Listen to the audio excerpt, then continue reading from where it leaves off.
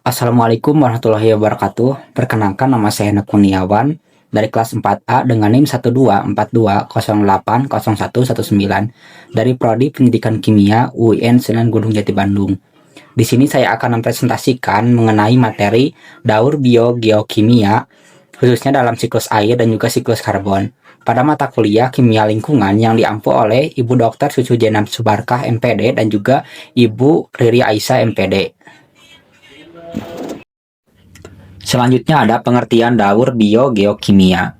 Daur biogeokimia merupakan siklus perpindahan unsur-unsur kimia dari lingkungan ke makhluk hidup dan juga kembali lagi ke lingkungan secara terus-menerus melalui proses biologis, geologis, dan juga kimia. Siklus ini melibatkan beberapa komponen utama bumi, yaitu atmosfer, hidrosfer, litosfer, dan juga biosfer yang saling berinteraksi satu sama lain. Keberadaan daur biogeokimia sangat penting karena memastikan unsur-unsur penting seperti air dan juga karbon tetap tersedia bagi kehidupan makhluk hidup di bumi. Selanjutnya ada pengertian siklus air. Siklus air atau siklus hidrologi adalah proses peredaran air dari permukaan bumi menuju atmosfer dan juga kembali lagi ke bumi secara terus-menerus. Proses ini terjadi karena energi matahari yang menyebabkan air mengalami penguapan, kemudian membentuk awan, dan juga akhirnya turun kembali ke bumi dalam bentuk hujan. Siklus air memiliki peran yang sangat penting dalam menjaga ketersediaan air bagi makhluk hidup serta membantu mengatur keseimbangan iklim dan juga ekosistem di bumi. Selanjutnya ada diagram siklus air. Pada gambar ini ditunjukkan ilustrasi dari proses siklus air di alam. Diagram tersebut memperlihatkan beberapa proses utama seperti evaporasi, kondensasi, presipitasi, dan juga collection. Proses-proses ini berlangsung secara terus-menerus sehingga air yang ada di bumi dapat berputar dan juga dimanfaatkan kembali oleh makhluk hidup. Selanjutnya ada proses utama siklus air. Berdasarkan diagram tersebut, terdapat beberapa tahapan utama dalam siklus air. Pertama yaitu evaporasi, yaitu proses penguapan air dari laut, sungai, dan juga danau akibat panas matahari. Kedua, ada kondensasi, yaitu proses perubahan uap air menjadi awan di atmosfer.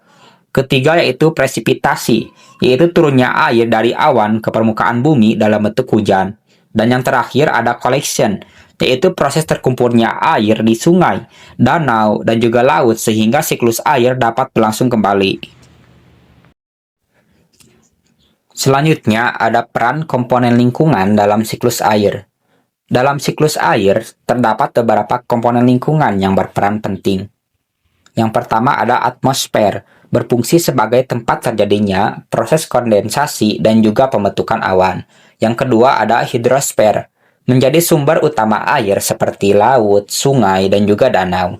Yang ketiga ada litosfer, berperan dalam proses penyerapan air ke dalam tanah yang kemudian menjadi air tanah. Yang keempat, ada biosfer, yaitu makhluk hidup menggunakan air untuk berbagai kebutuhan kehidupan seperti metabolisme dan juga aktivitas sehari-hari. Selanjutnya ada aktivitas manusia pada siklus air. Beberapa aktivitas manusia dapat mempengaruhi keseimbangan siklus air. Contohnya adalah penebangan hutan atau deforestasi, pembangunan perkotaan, pencemaran air, dan juga pengambilan air tanah secara berlebihan. Aktivitas-aktivitas tersebut dapat mengganggu proses alami dalam siklus air. Selanjutnya ada dampak dan juga solusi siklus air. Gangguan pada siklus air dapat menimbulkan berbagai dampak lingkungan seperti banjir, kekeringan, penurunan kualitas air, serta kerusakan ekosistem perairan. Oleh karena itu, diperlukan beberapa upaya untuk menjaga keseimbangan siklus air, seperti melakukan reboisasi, menghemat penggunaan air, melindungi daerah resapan air, serta mengelola limbah dengan baik agar tidak mencemari lingkungan. Selanjutnya ada pengertian siklus karbon. Siklus karbon merupakan proses perpindahan unsur karbon antara atmosfer, makhluk hidup, tanah, dan juga lautan melalui berbagai proses alami. Karbon merupakan unsur yang sangat penting bagi makhluk hidup karena digunakan dalam pembentukan senyawa organik seperti karbohidrat, protein, dan juga lemak. Siklus ini juga berperan dalam menjaga keseimbangan gas karbon dioksida di atmosfer.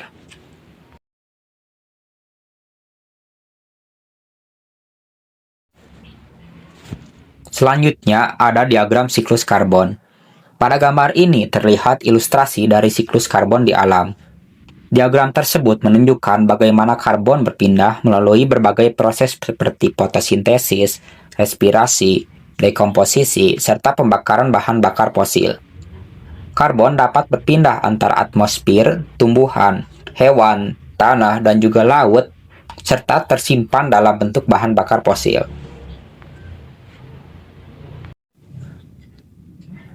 Selanjutnya ada proses utama siklus karbon. Beberapa proses utama dalam siklus karbon antara lain, yang pertama, fotosintesis, yaitu proses di mana tumbuhan menyerap karbon dioksida dari atmosfer untuk menghasilkan makanan. Kemudian respirasi, yaitu proses pernapasan makhluk hidup yang menghasilkan karbon dioksida. Selanjutnya ada dekomposisi, yaitu proses penguraian organisme mati oleh mikroorganisme sehingga karbon kembali ke tanah dan juga atmosfer. Dan yang terakhir adalah pembakaran bahan bakar fosil yang banyak terjadi akibat aktivitas manusia. Selanjutnya ada peran komponen lingkungan dalam siklus karbon. Dalam siklus karbon, setiap komponen lingkungan memiliki peran penting, di antaranya ada atmosfer, menyimpan karbon dalam bentuk karbon dioksida. Lalu ada biosfer, seperti tumbuhan dan juga hewan menggunakan karbon untuk proses kehidupan. Lalu ada hidrosfer, yaitu laut dan juga perairan menyerap karbon dan juga atmosfer. Sedangkan litosfer menyimpan karbon dalam bentuk batuan, tanah, serta bahan bakar fosil seperti batu bara dan juga minyak bumi. Selanjutnya ada aktivitas manusia dan juga dampaknya. Aktivitas manusia yang mempengaruhi siklus karbon antara lain pembakaran bahan bakar fosil, kegiatan industri, transportasi, dan juga deforestasi. Aktivitas tersebut menyebabkan peningkatan jumlah karbon dioksida di atmosfer. Dampaknya dapat menimbulkan berbagai masalah lingkungan seperti pemanasan global, perubahan iklim, peningkatan efek rumah kaca, dan juga kerusakan ekosistem. Selanjutnya ada solusi menjaga siklus karbon.